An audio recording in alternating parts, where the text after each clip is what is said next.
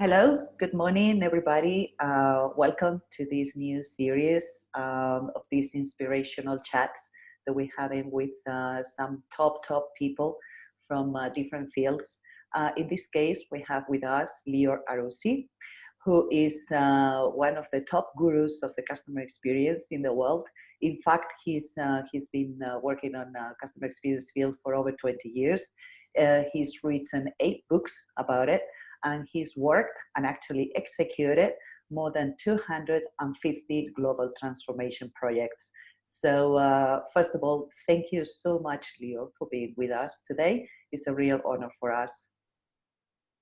Thank you very much for having me. It's a great way to come back to Spain. Thank you. Yeah, because Lior is right now in Israel, are you? Yes. Okay. Yes, I am. The wonders of the technology, the global technology, who can bring us together this way. So good. Absolutely. Okay, so just to follow the series, we're trying to make a small chat quick so people can watch and get some inspiration and some hope in this chaotic world that we're living in right now. So I just can ask you straight away, just considering your wide experience and your wide global knowledge, are there any cases on customer experience or employee experience, which at the end of the day are the fields that bring better lives and more happiness to all of us, whether we are employees or customers? Something that can come, like stand out from your knowledge, your wide knowledge, like I said, some cases that really are standing for you. So when we look at the pandemic and how it affected companies, we see basically 3 categories of companies. We have companies like hotels and airlines that were like literally shattered, like their business just disappeared overnight. You have companies in the middle that needed to adapt. Maybe in restaurants, you needed to learn how to do deliveries but you could still cook and sell to your customers. And that's when we saw companies like Volt, for example, taking off like crazy. And then you have the technologies that were best suited for this, Zoom and Apple and Google, they're all, for them. So I think when we look at the customer experience, I actually would like to choose an example from the first category. And for me, the most touching thing is to see hotels that are literally have no guests, and all of a sudden, you shut down, you go from 100 to 0. And to see, for example, the Pan Pacific in Perth, Australia, deciding to open the doors for homeless. And, it cost them money. Or the Four Seasons Hotel in New York that decided to make the rooms available for medical staff. Again, it cost them money to service, to clean the rooms and everything else. And all of a sudden, you see that their compassion and their humanity comes to life. Versus companies, by the way, that didn't do any of those things. And you ask yourself, what is the difference between them? Why certain companies chose to be human and compassionate, and other companies have shut down the doors and told their employees to go home, and they'll call them if they have another business? And I think this goes back to they're showing the true colors, they're showing their DNA.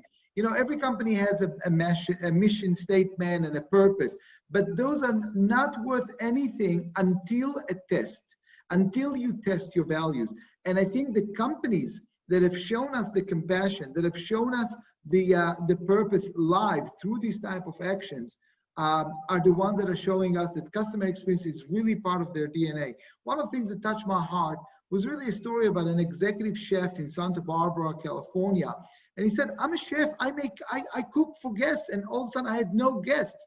So he took his kitchen and he started to cook for homeless.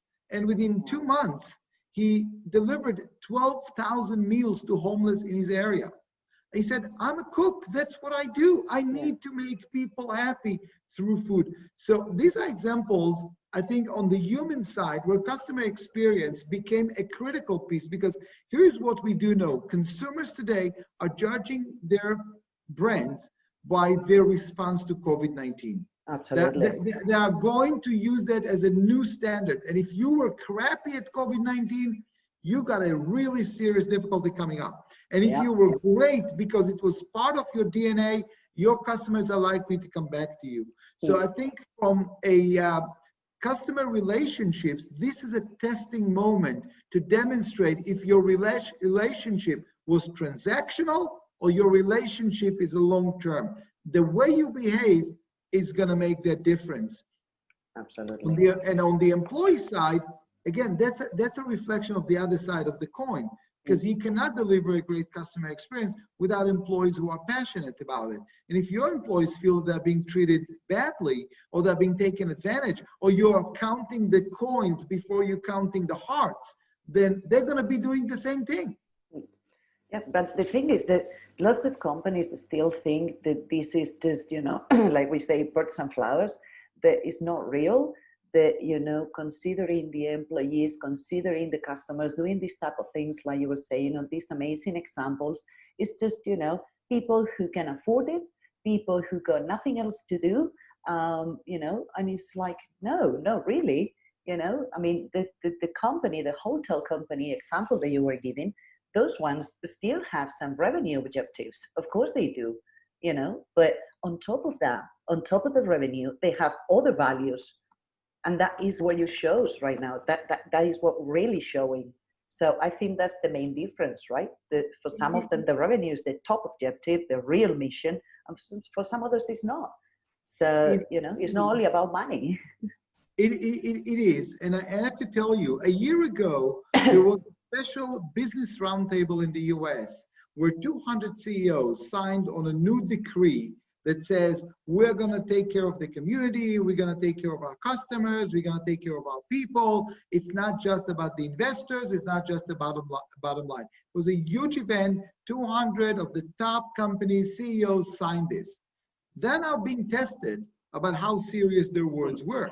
This is the ultimate test. COVID-19 is a grand scale test for how serious you are and what your real values are.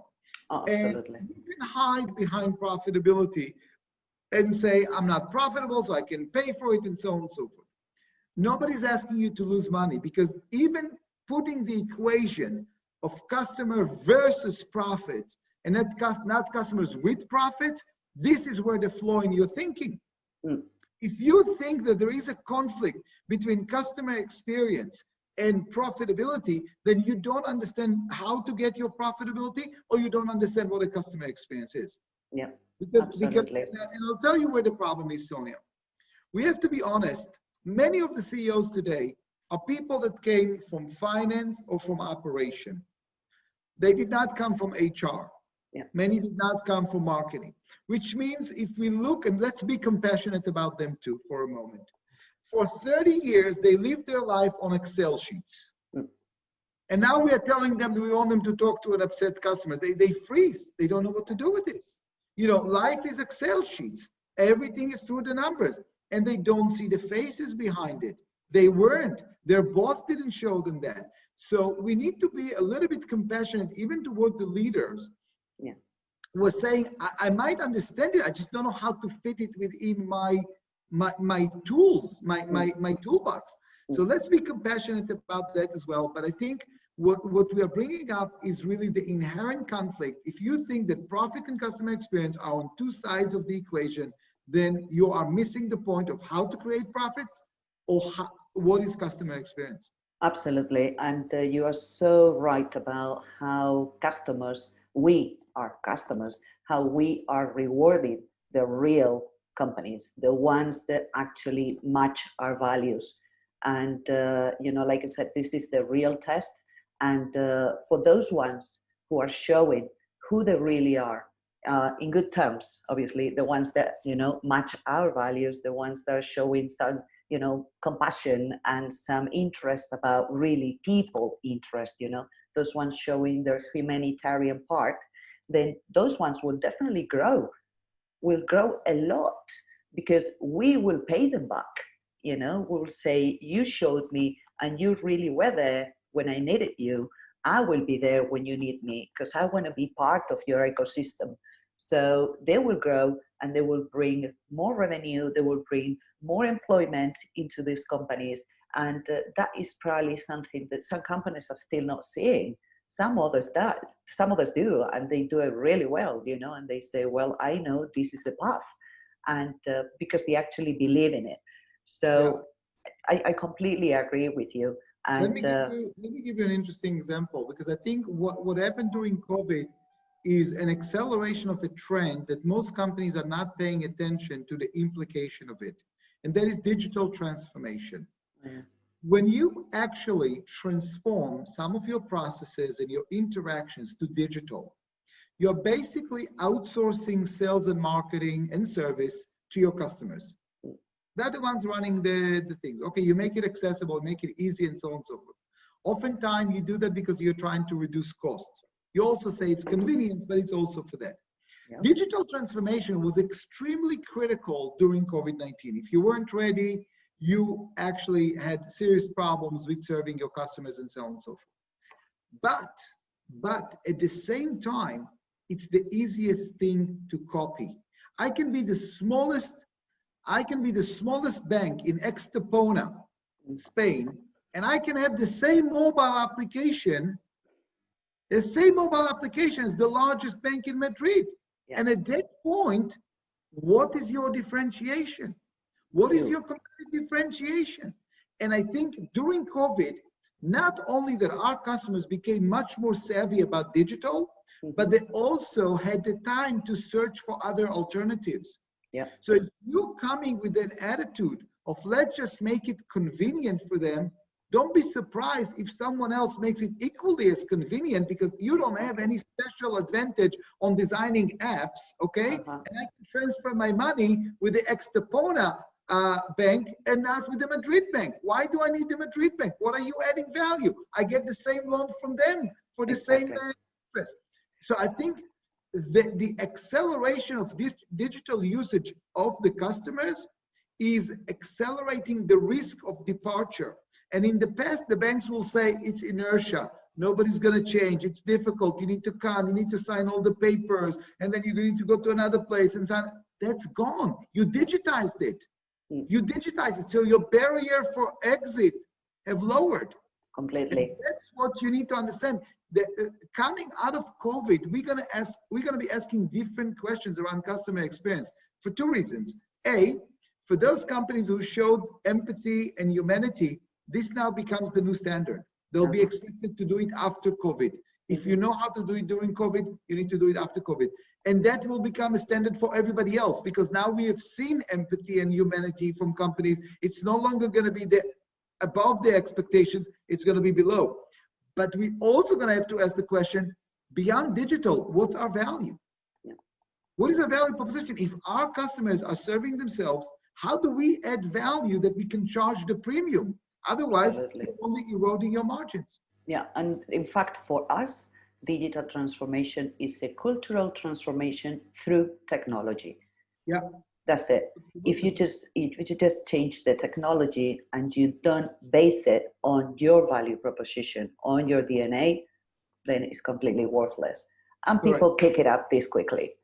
I mean, we're not stupid and we understand. So yeah, the technology can be copied very easily. Whatever app you develop, the bank from Estepona can do that too. Absolutely. So, well, I think this is about it. I hope people, will enjoy this chat and, all the information and all the inspiration that you just brought us.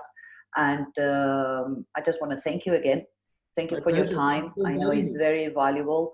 And I really do appreciate that you wanted to spend this time with us.